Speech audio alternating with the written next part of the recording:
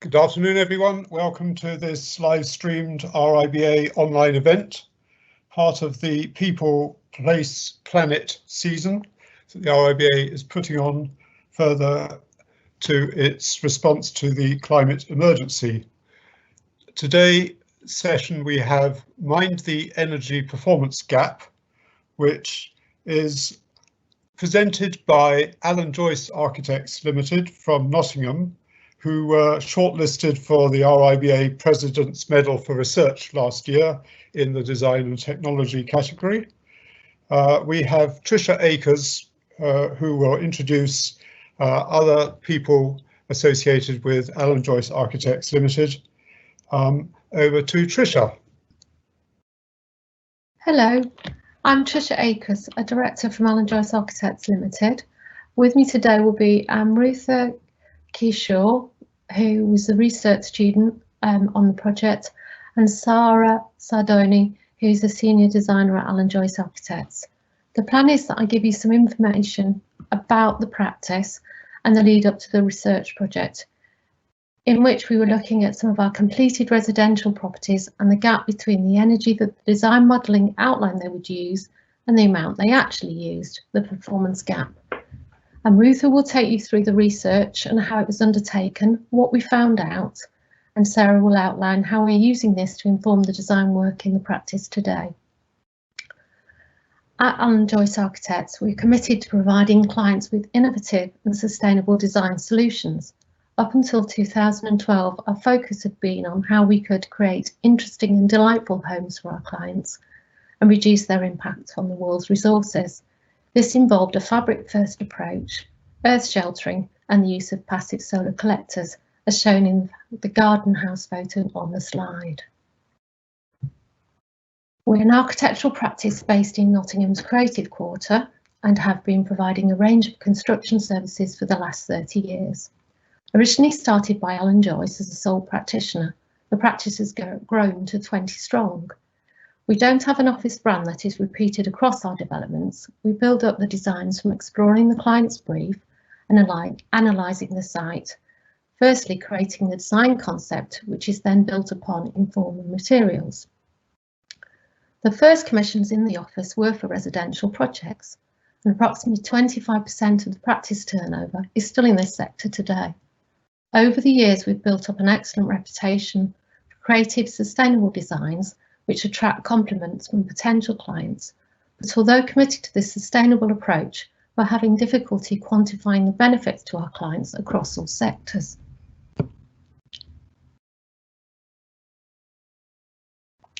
Here are 3 examples of the sectors which we're working with our clients in to embrace a sustainable approach. The first is housing. Through our work in the social housing sector, we became involved in the Eco Towns development, shown in the slide on the left. These are infill town centre houses built to co-sustainable homes level 5, using SIPS panels and good standards of insulation. In 2010, jointly with Lincoln University and Longest Housing Group, we applied for funding from the Energy Savings Trust to monitor the in-use performance of these houses. The team secured 2 rounds of grants over 2 years. The grants paid for 24-hour monitoring equipment to be installed in the properties and a research student to maintain the system and advise the tenants. The project was extremely successful, not only winning several sustainability awards, which was good for us, but also disseminating detailed information on how the residents use the systems across the housing management industry. The systems monitored in the houses included MVHR, lighting, heating and rainwater harvesting. As a practice, we're also working within the education sector and have been involved in several projects gaining BREEAM accreditation, like the Confetti Digital Media Hub building shown here in the middle, which was graded outstanding. The BREEAM accreditation, like Passive House, is an industry standard, which works well on larger projects, but can be unaffordable on some smaller one-off projects. The third building is the Flower Pod. This is a community building for the charity Reach, which is near Southall. Here the external walls are constructed from straw bales and are finished in lime mortar. This results in very high insulation levels, helping to reduce the energy usage. FlowerPod is a horticultural social enterprise which produces outdoor therapeutic sessions for adults with learning difficulties. They, with the support of staff and local volunteers, grow and sell beautiful cut flowers, enjoying learning horticulture and floristry skills and gaining confidence, building their capabilities needed for independent living. As outlined earlier, residential projects within the practice are the focus for this research project. This was based on new one-off houses in semi-rural sites, where the houses could be integrated into the landscape and take advantage of their setting in terms of earth sheltering and orientation. We promote, market our work in this sector through shows such as Grand Designs. At these shows, I was finding it difficult to quantify how much better earth sheltered houses perform to say 6 panels. There's no manufacturing in earth sheltering or in straw bales. They have very low embodied energy, which is good, but as no manufacturing companies are selling them or investing monies in marketing them. I explained this frustration to Nottingham University Energy Innovation and Collaboration team, and they suggested we apply for grant funding to help our own research. We did this, advertised for a student to help with the research, interviewed 6 students and appointed Amrutha, who used the project as part of her MA studies at the university. There are 7 houses in the research project constructed between 1998 and 2018. They all incorporate a combination of passive and active technologies. We thought it might be useful if I highlighted some of the features of the houses. Here are photographs of the first 3, Garden House, Pear Tree House and Sedum House. They're all earth sheltered on the northern elevations, have passive solar collectors on the south, and MHVR systems to provide pre-warmed ventilation in winter months. Garden House is on the left and was built for a busy family with young children. There are 6 bedrooms. These are semi-underground on the lower floor with living spaces above. The main kitchen dining area is an open plan and gives access to extensive roof gardens. This is the oldest house in the study and is heated in winter with gas boiler and a wood burning stove. Pear Tree House is a 3-bedroom retirement home. Again, the bedrooms are at lower level and there is an open plan living space at first floor overlooking the garden. The house is heated with a wood burning stove and electric panel heaters in winter. Sedum House on the right is also a retirement home with all the main spaces facing south and grouped around a solar collector in the centre of the house. The house is heated by a ground source heat pump and has underfloor heating throughout. Here are 4 more houses from the research project. Hallerton House and Crifton Mill Cottage are on the left. They're not earth sheltered and they don't have passive solar collectors. They're both 4-bedroomed, 2-storey properties with an open plan living, dining, kitchen area at the centre of the house. Both are constructed with a fabric first approach. Crifton Mill Cottage has solar panels for hot water, Hallerton House photovoltaics, and both are heated using an air source heat pump. In terms of energy usage, these properties did not perform as well as the earth sheltered houses. Curran House in the middle was constructed by adding 2 extensions to a 1970s bungalow. It's single storey and has a floor area of 240 square metres. It has the largest form factor perimeter wall of any of the houses in the study. Although it isn't earth sheltered and doesn't have a true passive solar collector, it has large, high quality double glazed windows on the south elevation and roof windows on the north for summer cooling. It performs extremely well. The walls are well insulated externally with either timber, brick or lime finish. There's also an MVHR system, a ground source heat pump, underfloor heating and a photovoltaic array integrated into the roof tiles. Coach House Farm is the last house in the study. It is also a 3-bedroom retirement home. It's actually a barn conversion, not a new build house. It's not earth sheltered, and like current house has large windows on the south elevation and roof windows for cooling on the north. There is also an MVHR ventilation system and heating is from an air source heat pump. This research project was a collaboration between Allan Joyce Architects and Nottingham University, with all 3 of us presenting today Amrutha, Sara and I involved in the collection of the data and the analysis of the results. Amrutha, luckily for us, did all the writing up. We were delighted when it was shortlisted for the 2019 RIBA Presidents Medal for Research in the Design and Technology section, and Amrutha is now going to explain how the research worked based on 3 of the houses in the group, which are Garden House, Sedum House and Coach House Farm.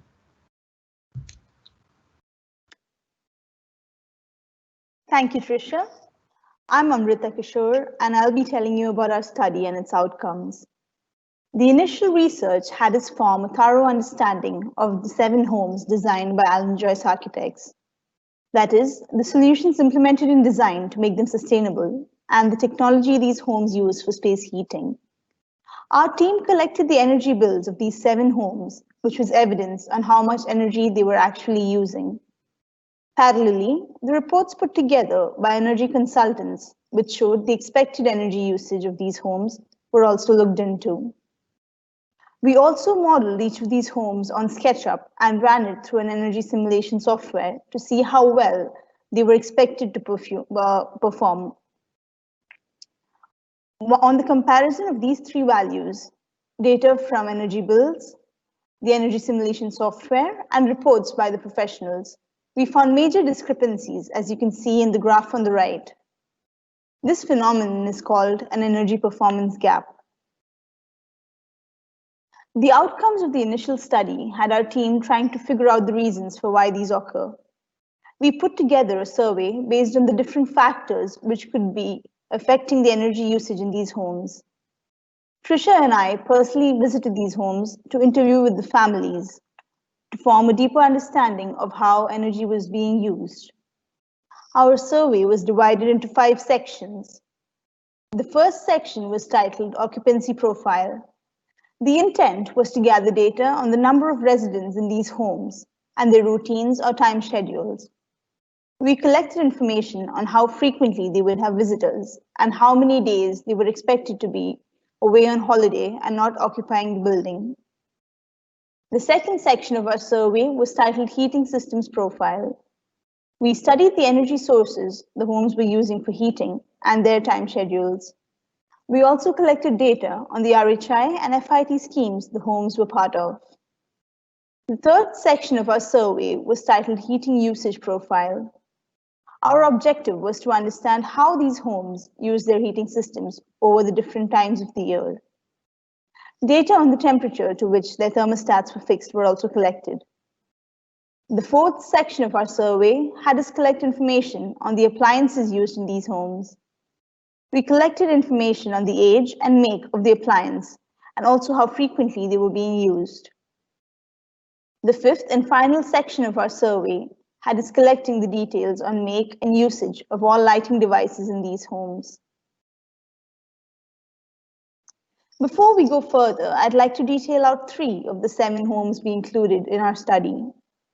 The Garden House, which was completed in 1998, was the oldest house we studied and also the best performing home.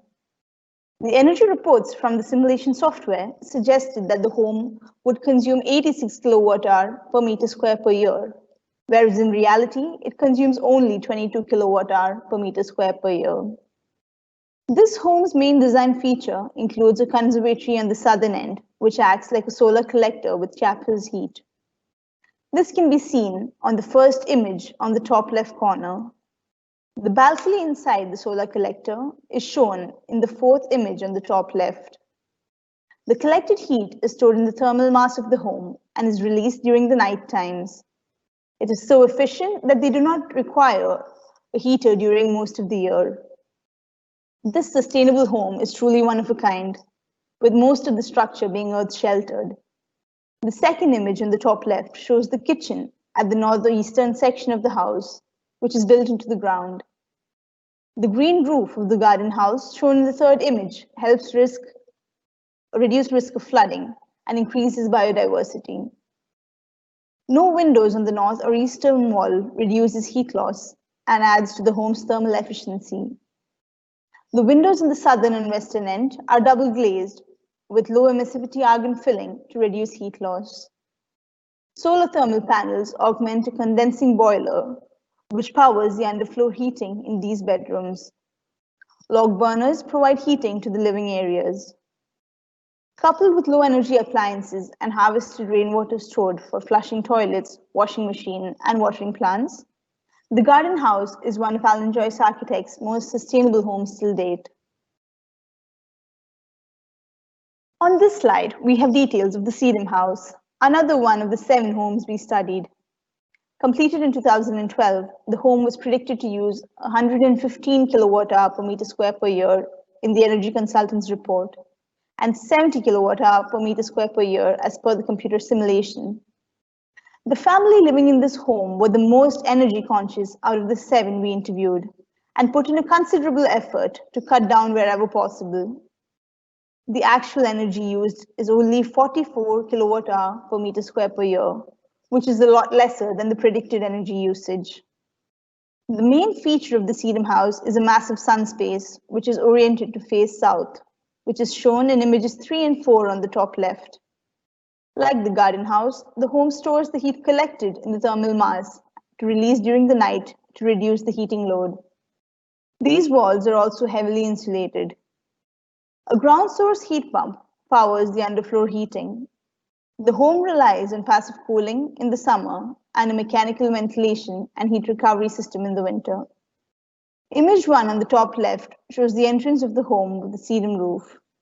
The earth-sheltered roof helps increase biodiversity and reduces risk of flooding. Image 2 shows the earth-sheltered north-facing windows of this home, and image 5 shows the large south-facing window from the main bedroom. The windows of the Sedum House have double glazed panels with low emissivity argon filling. Photovoltaic panels on the roof are also a source of electricity. The third home I'm going to be speaking about is called Coach House Farm Barn. As the name suggests, it's a barn conversion project. The home, which was completed in 2015, was predicted to use 96 kilowatt-hour per meter square per year, as per the reports by the energy consultants, and 74 kilowatt-hour per meter square per year, based on the energy simulation software. Image 1 on the top left shows the approach to the home along its boundary.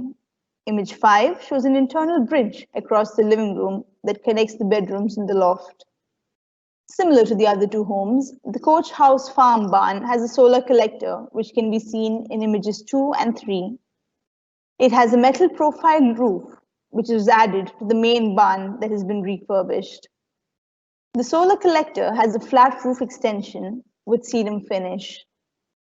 Similar to the Sedum House, Coach House Farm Barn uses passive cooling in the summer and an MVHR system in the winter. Unlike the other 2 projects, the underfloor heating of this house is powered by the air source heat pump. PV panels on the roof provide electricity to the household. This home has double glazed windows. Image 4 shows a Velux roof window. As shown in the section, it can be opened and used as a step out onto the sedum roof. The high levels of insulation on the roof, walls, and flooring makes the Coach House Farm Barn very energy efficient. Now, during the course of our study, we have observed 7 factors that could possibly be the reason behind discrepancies in the predicted energy levels and actual energy usage. The first observation we have made is based on occupant density. The energy simulation software we used calculates the number of occupants using a space based on the area of the house. If the area of the computer model is 200 square meter, it would calculate the number of occupants to be 4, based on the preset 50 square meter per person. It would be based on this, the hot water requirement would be calculated. Most of the time, this does not match the actual number of people occupying the house. The second factor we have observed is the occupant pattern. The energy simulation software has a standard pattern for the times during the day the house is occupied. There is a default setting where we could adjust the time people at home leave for work and come back. But in case of the homes we studied, most of the residents were retired and did not follow a fixed schedule for all the days of the week. Unfortunately, this information couldn't be entered into the software. and would have resulted in a considerable mismatch in the heating requirement of the residences. There are possible discrepancies that occur due to the default energy use proportions set in the energy simulation software. The software we used had a standardized pattern for how the total energy use is distributed in a home, with 75% for heating, 23% for appliances, and only 3% for lighting. This does not match how energy in homes is used in actual, with an average of 50% for heating, 17% for appliances, and 33% for lighting.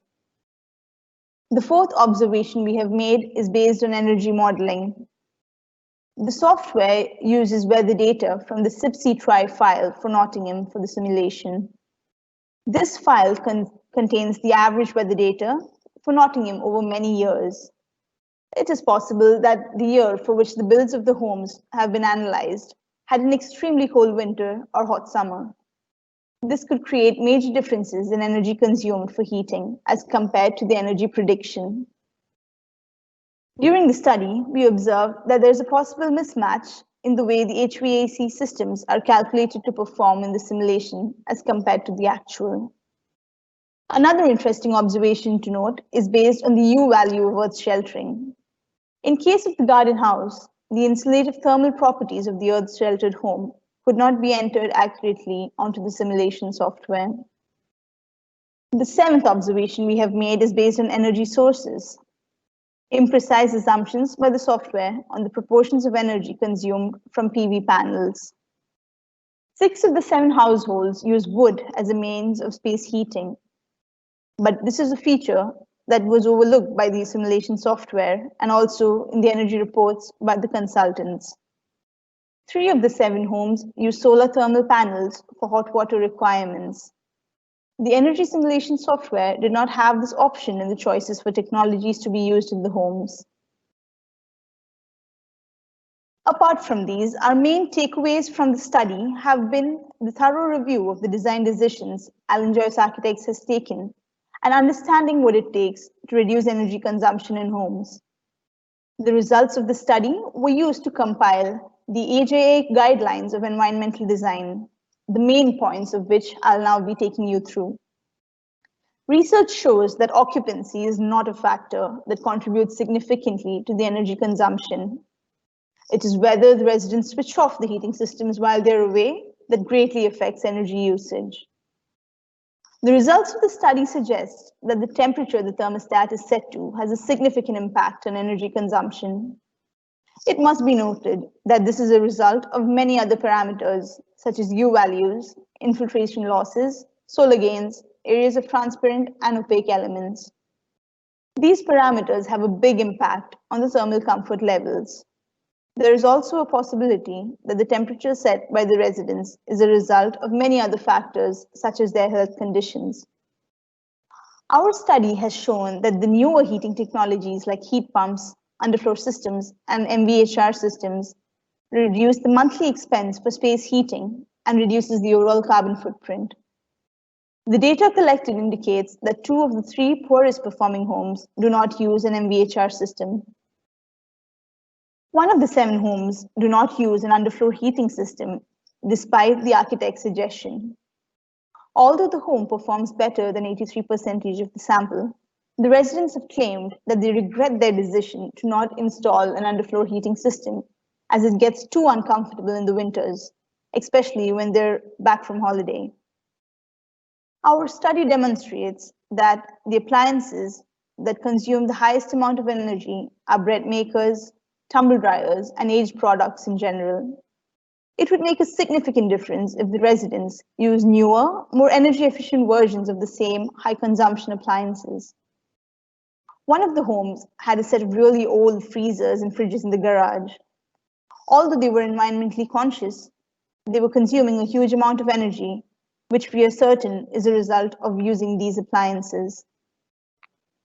Research suggests that the form factor has a major role to play in the energy consumed for space heating. The more the surface area of the exposed external walls, the more the energy required for space heating. This is particularly true in case of the garden house, which is earth sheltered. It uses the least amount of energy compared to other homes in the sample. Similarly, our research indicates the greater the volume of the spaces, more the energy required for heating. And the more airtight the spaces, less the energy required for heating. Before I conclude, let me bring to your notice the biggest reason we've discovered on the factors that affect energy usage in homes, the people living in these homes. One of the families we interviewed shared with us how they set their thermostat to 22 degrees Celsius the time they moved into the house and never switched it on or off, no matter the weather outside. As you might have guessed, this residence performs the poorest in the 7 when it came to the amount of energy consumed. After all, as KB Janda said, buildings don't use energy, people do. Over to Sara, who will be telling us how the learnings of this research have been translated to the new projects at Allan Joyce Architects.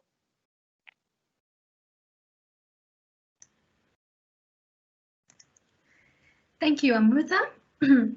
My name is Sara Saadouni. I'm an architectural designer at Allan Joyce Architects and will present how the research has impacted our design approach as a practice. The research helped us gain insight into how our designed homes are performing in terms of energy, and we were very pleased to see that on average they performed in practice better than the predictions. However, these were all homes where clients, the users in this case, had a clear interest in sustainability and were open to making use of active building services systems like MVHR, solar thermal, and so on. So the question for us as a practice was, how can we implement these findings in the way we approach the design of all our housing projects? How can our designs meet user requirements and be energy efficient as part of the service we offer our clients, rather than an extra for people who are interested? And from analyzing the findings of the research, we found that the key areas that we should focus on as a practice were the brief, the technical detailing, and the passive strategies. We'll look at some case studies to illustrate that further. We always try to challenge the brief when we have design meetings with our clients and invite them to think about how they use or intend to use the space. This is very important to getting the best out of the space in general, but as the research suggests, in terms of optimizing energy consumption as well. This is a new house that we completed recently in Reddington. The clients are a retired couple who are looking to downsize to a single-story new house at the back of their garden. They didn't want any active building services system, they just wanted what they were used to, which was a gas-fired combi boiler system with radiators. Initially, they told us,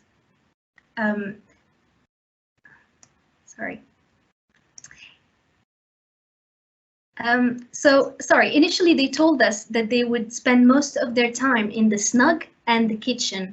However, as we helped them to develop the brief further, it became clear that they would take full advantage of a bright space overlooking their garden, which they were very fond of.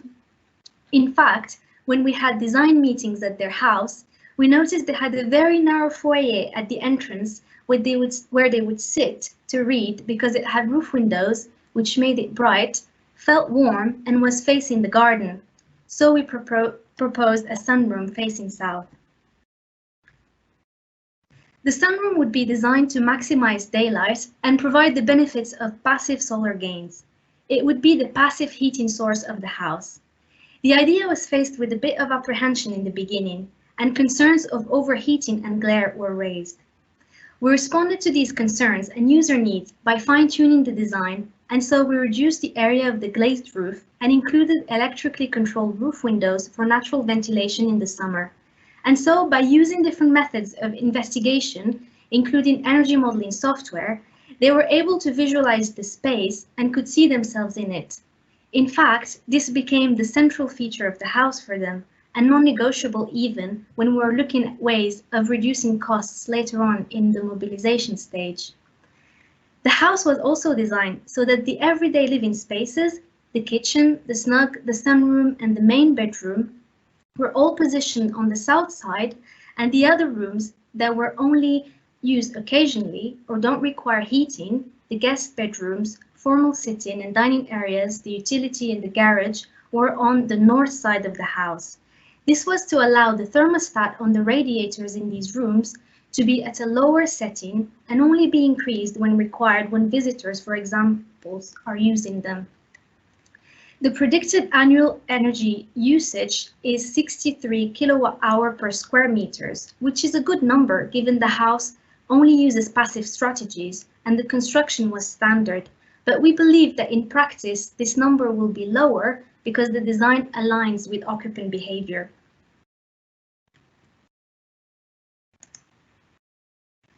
While our clients at Easthorpe Street were quite conservative, our clients at Graven Hill were the opposite, and they chose an atypical plot for their new home. To give you a bit of background, Graven Hill Village is a major extension of the town of Bicester. The development is one of the largest private home building developments in Europe and includes 1,900 homes, as well as a primary school, a community hall, local shops, and so on.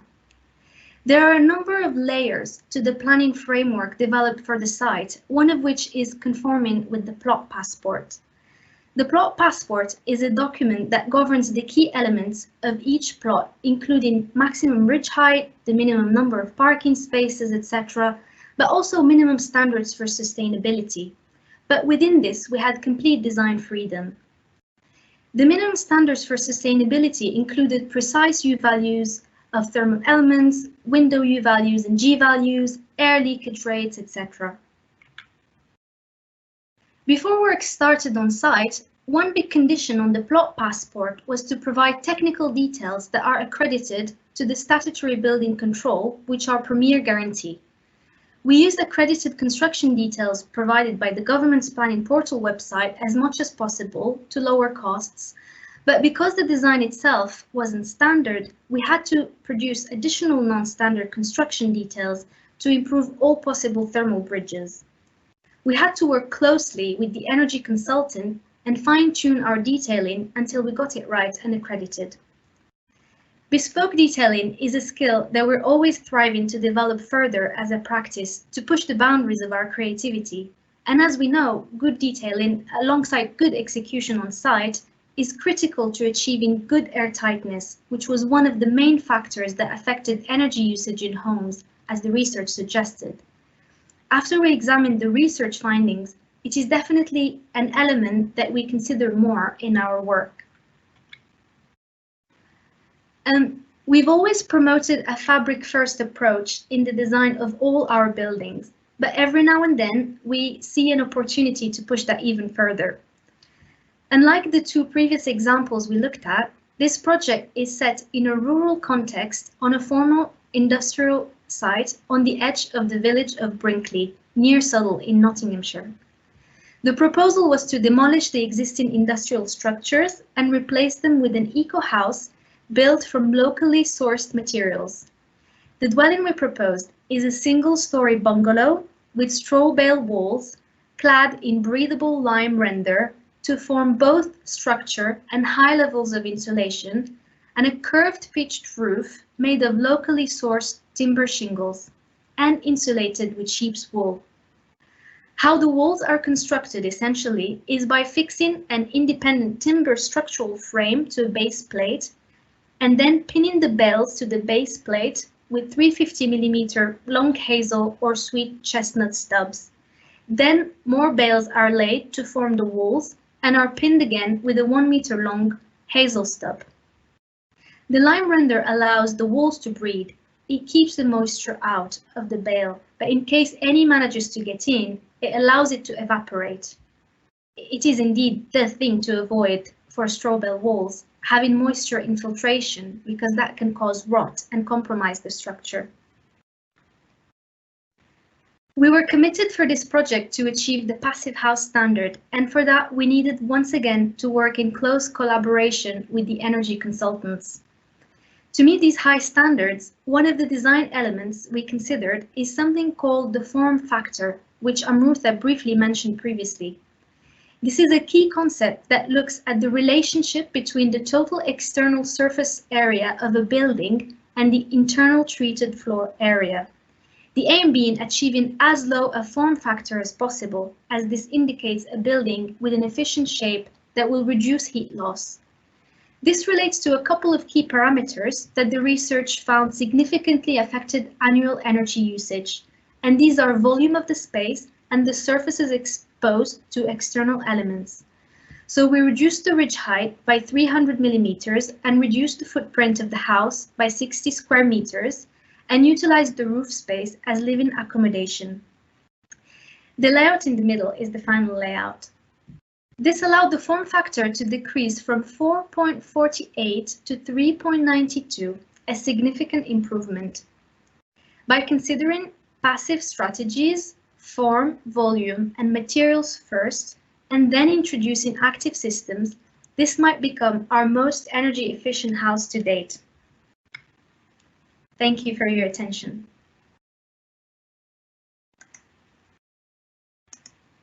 Okay, we come to a question and answer session at this point. If you have a question, please type it in the sidebar with a little question mark written on it in the bubble.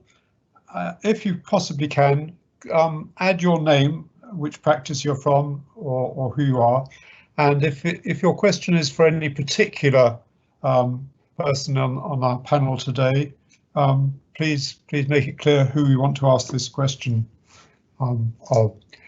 So far, we haven't had any questions, but I'd like to ask one first. Perhaps I ought to address this to Tricia. It's to do with the whole operation of carrying out these investigations on completed buildings. It must have cost the practice a certain amount of money. Your time especially would be highly valuable. So did you have to take any particular steps to make this affordable for the practice? That's my first part of the question. But then the second part would be, as a result of this, have there been any financial benefits to the practice out of all this research? I guess in answering the first part of the question, the total cost of the research project was about £6,500. £4,150 worth of that came from the grant that was provided through the collaboration team at Nottingham University. Most of the money went on paying Amrutha for the time that she spent on the project, which I think in total was about 225 hours. And then the rest of the money was in time that Sara and I also committed to the project. It took a substantial amount of time to carry out the project. I think Amrutha initially was coming to the office one day a week, and then as her studies changed, she did more days in the office and putting all the information together, and the writing up took quite a long time as well. In terms of benefits to the practice, I think it's been really useful, as Sara's shown, in developing our work for clients in the future and the projects we're working on now. I also think it's been quite useful in being able to explain to clients the benefits of different types of products and different types of construction when they're considering building their own house. Quite a lot of people who are considering building their own house at the moment are looking to build in a more sustainable fashion, know lots of technologies, but I've not really seen many projects or research projects that have compared different technologies together and have the background information on what the costs were, the different elements that put that together. Thank you. I have a question from Studio Egret West, and this is from Eric Bull in that practice. His question is as follows. Do you have any recommendations for mitigating energy losses due to unintended use? Meaning, for example, people cranking up the heat on the thermostat and opening all the windows. What can you do about this, do you recommend? It wasn't really looked at in our project, this research project, that much, because most of the people, even if they didn't change their thermostat very often, were energy conscious enough not to open the windows and keep the heating on. It was cold. But in the previous project we looked at with Lincoln University, they had sensors that told them how the residents were using the property, and sometimes people were obviously doing that type of thing without realising, and actually having sensors that recognised it and recorded that information, and then it was produced by a computer system, so it became a sort of a printout that they received. It enabled them to recognise that when they were you know, doing things that actually were against sort of their aims overall. So that's the only time I've ever seen it, because it's a tricky sort of conversation to have, I guess. Yes, it is. Thank you. We've also had put on the question and answer session an address, an email address provided by Tim Saunders from the University of Nottingham, that if you're interested in running projects like this to do with energy for business, which was the source of the grant that Tricia's spoken about, there is a contact provided there. I've got a question I'd like to address to Amrutha, if I may, please. You've described how the energy simulation software was in several respects unable to take account of certain things which were features of your buildings, which was a bit frustrating for you, of course, but it did seem to perform far, far better than the energy consultants, who you'd have thought would have been more flexible and responsive to the immediate thing. Do you have any explanation for that? So, to be honest, I'm not really sure why that is.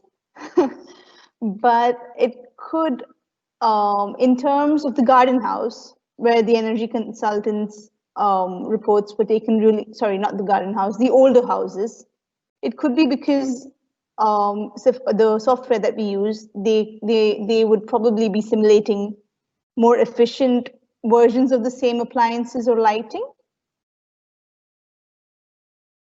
When you compare it to the energy reports, which were probably made, let's say, 10 years ago, when we're simulating the same building in a more modern software, I would expect their assumptions in terms of the other technologies to be much more efficient. So that might be one of the reasons. Okay, thank you. I have a question from Scarlett Tutty at Peter Rogan and Associates in Nottingham.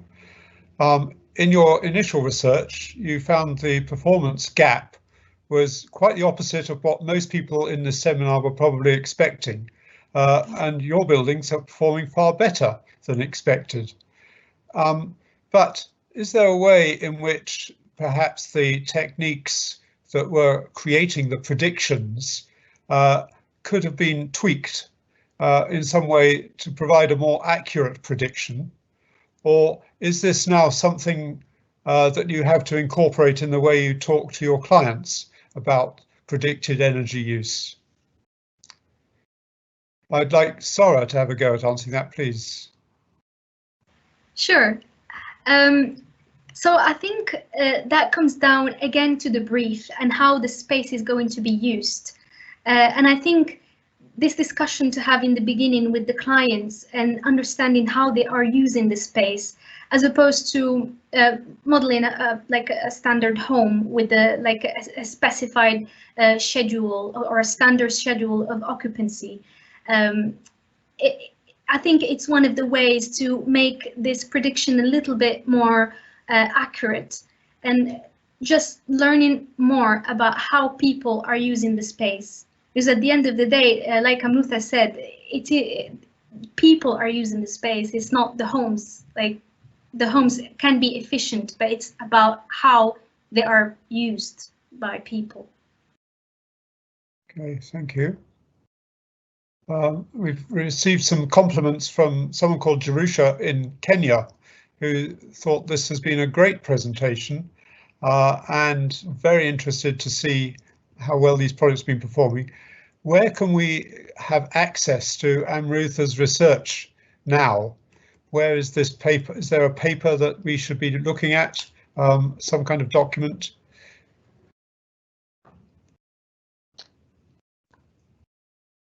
Yes, it's actually on the website of Allan Joyce Architects.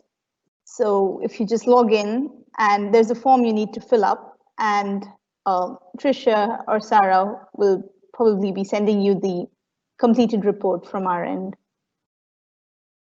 That sounds like the perfect answer. Thank you. Tricia, is there anything you feel, looking back on all this presentation, any other big message that you'd want to put out that we haven't covered yet? I guess for us, the reason for doing the research was that we were particularly keen to see how the passive elements of the buildings that we've been designing performed. And although there is a spread among the properties, it's quite clear that the ones that are earth sheltered and the ones that have this glazed sort of core with the two different elements of glazing, and they are using the sort of mass of the earth to collect the heat and then radiate it out into the other parts of the building, were the most successful in the study. And so that, in that way, I think it's really reassuring to know that some low technology solutions do work and do reduce energy consumption in houses, because I think a lot of the focus in recent years has been on photovoltaics and different sort of systems that you can effectively generate energy and offset energy from. So the most satisfying thing to me is to see that the passive solutions also work. Okay, thank you. So I guess that kind of understanding and insight you've gained from this study is now reflected in the Allan Joyce Associates Guidelines for Environmental Design. What other big changes have you made in your guidebook that you use as a practice? Is this, Sara, is this something that you've been looking after? Yes, sure. As I mentioned previously, we in the document that we prepared, we listed the things that we were doing right, and then we listed the other things that we could improve on even further. And talking about the brief a little bit more in detail with the clients, focusing on the technical details, and encouraging as much as possible passive strategies, I think are the best things that we took out of the research, and that we will keep doing. Okay, thank you. I've got a follow-up question then from Scarlett Tutty at Peter Rogan Associates again. The things that you've been describing, the houses have all been new build construction. How far do you think the results of your studies and the lessons you put in the guidelines on environmental design can be applied in relation to existing buildings? Tricia, would you like to comment on that, please? Two of the houses in the study were actually existing buildings.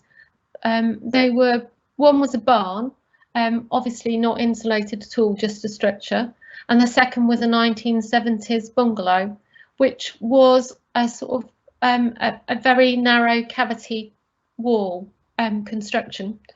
In both cases, we insulated the structures to current standards, and I think our first approach for any renovation is to insulate the structure to bring it up to at least current building regs, if not to current new build sort of standards.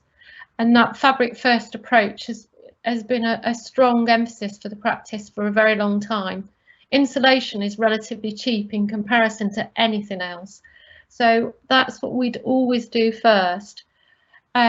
We've done very few properties with triple glazing, just a couple, but very few.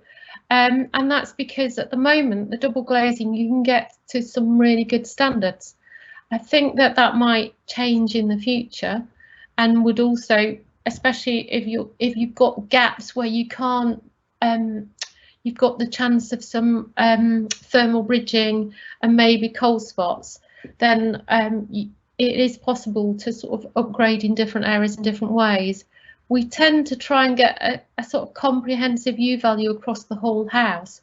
So if you're aiming for sort of 0.15 in the walls, try and get 0.1, you know, try and get everything as close as possible in the ceiling and the floor, just so that you're not creating those cold spots. But we have done several properties that have been retrofitted to that sort of standard and have worked fairly well. Generally, the most difficult thing is getting some sort of MVHR into an existing structure, because the ceiling heights and things and the design and layout of the structure, it isn't designed for that in the first place. Thank you. A question from Josh van Fragstein, Nottingham-based architect. Is Allan Joyce planning to rerun your studies in the future, or to carry on the same kind of research on other projects in maybe the commercial sector or the education sector, and see if there's some lessons to be picked up there as well? I think we'd like to.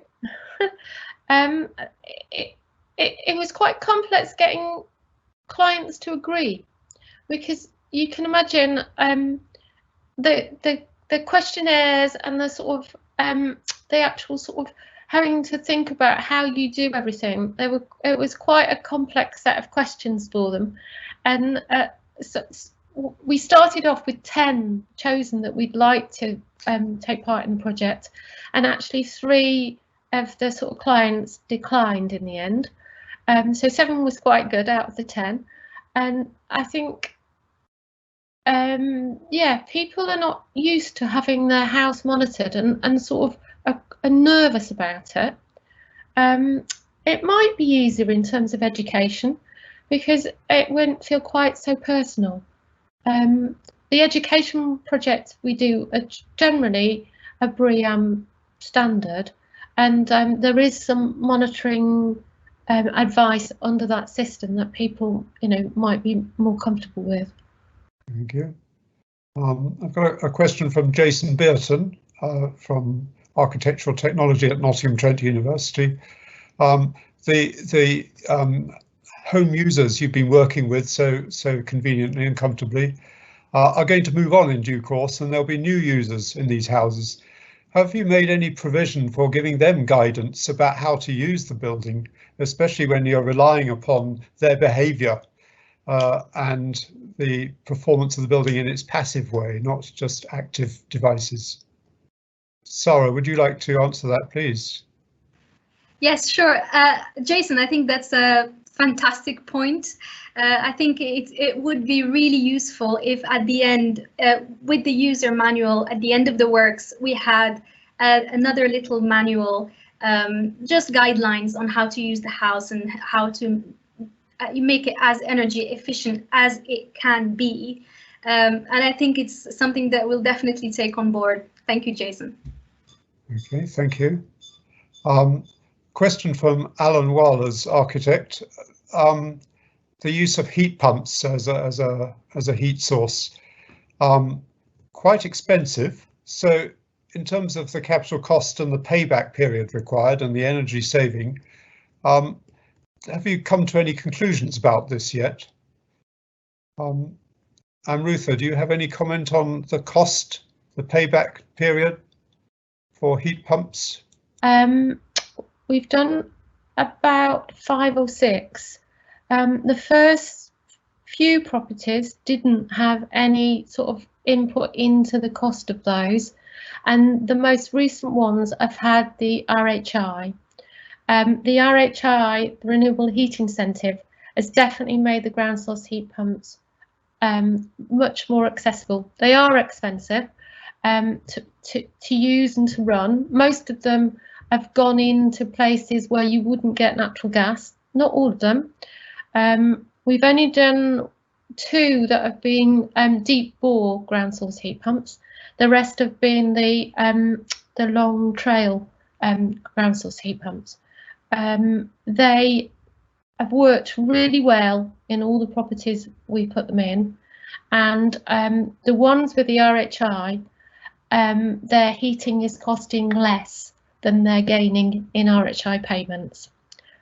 The air source heat pumps are cheaper to install, considerably cheaper to install, not as cheap as a gas boiler, but they are not getting as good a return on them in terms of how much heat they're getting for free out of them, and that's they're just not performing as well in really cold periods. Okay, thank you. I need to make the point. Ross Cowie has asked about the availability of the research in the presentation. That was a question asked earlier as well, to which the answer is please make contact with Allan Joyce Architects. Lucy Grierson, our moderator, has pasted their website address on this chat further up. I need to draw this session to a close now. We're arriving at 5:30. I could point out that the next session in this series, the People, Place, Planet series in response to the RIBA's climate emergency sensitivity, tomorrow is about earth building in the 21st century. So I hope as many of you as possible can take yourselves into that online event also. Thank you for your participation today, and thank you very much indeed to our 3 presenters. Thank you everybody. Goodbye.